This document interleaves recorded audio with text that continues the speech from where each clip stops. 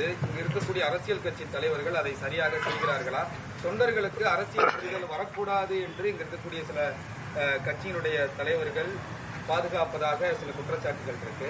ஒரு அரசியல் கட்சி தலைவரா, ஒரு ஒருங்கிணைப்பாளர், அது எப்படின்னா தொடக்கத்துல பேரறிஞர் அண்ணா என்கிற பெருந்தகை அவங்க வரும்போது காங்கிரஸ் கட்சியில என்னன்னா விடுதலையின் காயம் இருந்தது அந்த தொண்டர்களுக்கு. இப்ப நம்ம முன்னோர்களை எடுத்துக்கிறீங்களே, எல்லாரையும் பார்த்து எங்க தாத்தா தெய்வ திருமகன் முத்துராமலிங்க தேவரோ, எங்க பாட்டனாரோ, இன்னொரு தாத்தா காமராஜரோ, கக்கனோ, சிவானந்தமோ, சிங்காரவேலரோ, எங்க முன்னவர்கள் எவரை எடுத்துக்கிட்டாலும் விடுதலையின் காயம் இருந்தது. சிறைப்பட்டிருக்காங்க. ஏன் எங்க ஐயா நல்லகண்ணு வரைக்கும் சிறையில் இருந்திருக்காங்க. அப்ப மீச முடிய ஒவ்வொன்னா பிடுங்கி சுருட்டால சுட்ட போது கூட, நெருப்பால சுட்ட போது கூட விடுதலை போராட்டத்திலிருந்து வெளியேறாத ஈகம் இருக்கு. அவனுக்கு அந்த காயம் இருந்ததுனால ஒழுங்கு இருந்தது. அதுக்கு பின்னாடி வந்த திராவிட இயக்கம் வரும்போது, அது பேரறிஞர் அண்ணா வரும்போது, அவரை சுற்றி இருந்த எல்லாருமே 100க்கும் மேற்பட்ட பெருங்கல்வியாளர்கள். தெரியும், நெடுஞ்செழியன், அன்பழகன், மதியழகன், உங்களுக்கு தெரியும் பாப்பா. அவங்க கிட்ட ஒரு ஒழுக்கம் இருந்தது. மாலை நேர கல்லூரி போல நடந்தது. அவர் வரும்போதுதான் தமிழனுடைய இலக்கியமும் வரலாறும் பேரறிஞர் அண்ணா அவர்கள் வருகைக்கு பிறகுதான் தமிழக அரசியல் மேடையில் சொல்லிக் கொடுக்கப்பட்டது.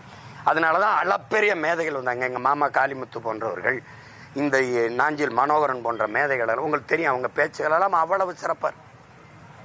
பின்னாடி தன்னலம் மேலே ஏறி இவங்க வர வர, அது எங்க ஐயா இருக்கார் பாருங்க, எங்க ஐயா சகாய ஐயாவை நான் ஒரு தடவை சந்திக்கும் போது, இந்த குடிமை பணிக்கு பயிற்சி கொடுக்கிற போது அவங்க என்ன சொல்லுவாங்கன்னா, மக்களுக்கு கற்பிச்சிட்டின்னா அவன் நம்மள கேள்வி கேட்பான், நம்மகிட்ட பதில் இருக்காது. அப்போ உனக்கு மக்களுக்கு இடையில ஒரு தூரம் இருக்கணும்னு படிப்பிப்பாங்களாம். அதை எனக்கிட்ட சொன்னார், இப்படிதான் கற்பிக்கிறான் அப்படின்னு. அதையும் மீறி கற்பித்தவர்கள் தான் ஐயா இறையன்பும் ஐயா சகாயம் போன்றவர்கள். உங்களுக்கு புரியுதுன்னு நினைக்கிறேன்.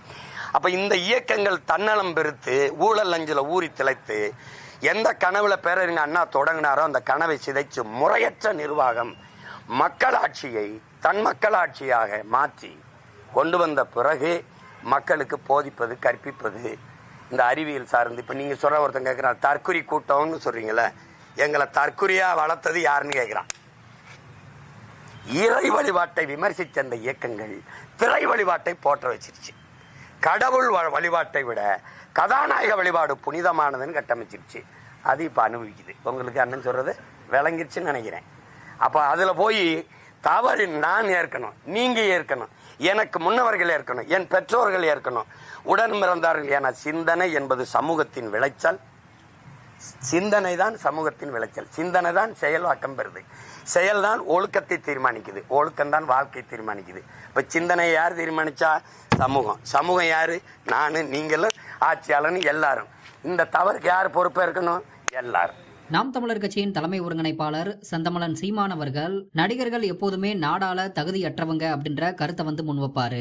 ஆனா தற்போது தமிழ் சினிமாவோட உச்சபட்ச நடிகரா இருந்த நடிகர் விஜய் அவர்கள் தற்போது தமிழகத்தோட முதல்வரா ஆட்சி பண்ணி வந்துட்டு இருக்கும் சூழல்ல இப்படி நம்ம சமூகம் திரைக்கவர்ச்சியால இப்படி மூழ்கி கிடக்கே அப்படின்னு மேடை பேச்சுகள்ல தங்களோட ஆதங்கத்தை வெளிப்படுத்திட்டு வந்துட்டு இருக்காரு. குறிப்பா பெரும் பெரும் தலைவர்கள் ஆண்ட மண்ல தற்போது நடிகர்களை நாடால மக்கள் அழைச்சிருக்காங்க. இதை கண்டிப்பா ஏத்துக்கவே முடியாது அப்படின்ற தன்னோட வேதனையும் கூட வெளிப்படுத்தி வந்துட்டு இருக்காரு. ஏன்னா 15 ஆண்டுகளா சீமான் அவர்கள் களத்துல எத்தனையோ போராட்டங்கள், எத்தனையோ முறை ஜெயிலுக்கு போய் வந்தும் கூட நல்ல நல்ல கொள்கைகள் பார்த்து மக்கள் ஓட்டு போடாம திரைக்கவர்ச்சியினால இப்படி ஓட்ட போட்டு நடிகரை நாடால அழைச்சிருக்காங்க அப்படின்றத சீமான் அவர்கள் வேதனையோட தெரிவிச்சிட்டு வந்துட்டு இருக்காரு. குறிப்பா சமீபத்துல காமராஜர் பிறந்தநாளப்போ பேசின சீமான் அவர்கள் தமிழ்நாட்டுல இப்படி நடிகரை தேர்வு பண்ணி நாடால வச்சதன் மூலமா பக்கத்துல இருக்க மாநிலத்துக்காரங்கள் எல்லாமே நம்மள ஒரு வித்தியாசமா பாக்குறாங்க. தமிழர் என்ற இனம் உண்டு, தனியே அவருக்கு குணம் உண்டு அப்படின்ற கதையெல்லாம் இனிமேல் ஆகாது. தமிழக மக்கள் திரைக்கவர்ச்சியில மூழ்கி இருக்காங்க. இது என்னைக்கு விடிய போகுது அப்படின்ற விஷயத்தை சொல்லியிருந்தாரு. குறிப்பா சீமானவர்கள் முன்வைக்கக்கூடிய ஒரு முக்கியமான விஷயம் என்ன அப்படின்னு பார்த்தோம்னா, செய்தி அரசியல், தேர்தல் அரசியலை தவிர்த்து விட்டு மக்கள் அரசியல் செய்யணும் அப்படின்ற கருத்தை முன்வைக்கிறாரு. குறிப்பா கரூர்ல இறந்தவங்களுக்கு பணி நியமன ஆணையை வழங்குவதற்கு கரூர் சென்று பேசிய முதல்வர் விஜய் அவர்கள் வருகிற இடைத்தேர்தல்ல திமுகவை வச்சு வெளுத்து விட்டுருங்க அப்படின்ற அப்படின்ற வார்த்தையை வந்து சொல்லியிருந்தாரு. குறிப்பா திமுக திமுக திமுக அப்படின்னு நிறைய இடங்கள்ல பயன்படுத்தி இருந்தாரு. இந்த விஷயமானது சமூக வலைதளங்கள்ல ஒரு பேசு பொருளா மாறுச்சு. அதாவது ஒரு கேத வீட்டுக்கு போயிருக்கவரு இப்படி அங்கேயும் கூட போய் அரசியல் பேசியிருக்காரு அப்படின்ற கருத்தை வந்து சமூக வலைதளங்கள்ல தெரிவிச்சிட்டு வந்தாங்க. இதே போல தற்போது மெட்ரோ ரயில் பணியை வந்து ஆய்வு செய்ய போன விஜய் அவர்கள் ஒரு முதல்வரா இல்லாம ரொம்பவே ஸ்டைலா ஒரு நடிகர் போல தன்னை மக்கள் மத்தியில காட்டிக்கொண்டாரு. எனவே சீமானவர்கள் செய்தி அரசியல் தேர்தல் அரசியல் அப்படின்ற விஷயத்தை வந்து இதை வச்சுதான் சொல்லியிருப்பாரோ அப்படின்ற சந்தேகமானது எழுது. குறிப்பா சீமானவர்கள் கிட்ட கேட்கப்பட்ட ஒரு முக்கியமான கேள்வியானது தற்போது சமூக வலைதளங்கள்ல வைரலாகி வந்துட்டு இருக்கு. அதாவது அரசியல் தலைவர்கள் இன்றைக்கு இருக்கக்கூடிய இளைஞர்களை வந்து அரசியல் படுத்தாம பாத்துக்கிறாங்களோ அப்படின்ற ஒரு கேள்வியை வந்து செய்தியாளர் வந்து முன்வைக்க திரு சகாயம் அவர்கள் தான் கிட்ட ஒரு விஷயத்தை பகிர்ந்து கொண்டதாகவும் குடிமை பணிக்காக பாடத்துக்கு போகக்கூடிய அவங்க கிட்ட அங்க என்ன சொல்லி தரப்படும்னா மக்களுக்கு வந்து கற்பிச்சுட்டா அவன் நம்ம கிட்ட கேள்வி கேட்பான் அப்படின்ற விஷயத்தை வந்து சொல்லி தருவாங்களாம். இதை வந்து சகாயம் அவர்கள் தன்கிட்ட சொன்னதா சீமான் அவர்கள் தெரிவிச்சிருக்காரு. குறிப்பா தற்கொலை கூட்டமா எங்களை வளர்த்தது யாரு அப்படின்னு இன்றைக்கு இருக்கக்கூடிய இளைஞர்கள் வந்து கேள்வி எழுப்புறாங்க.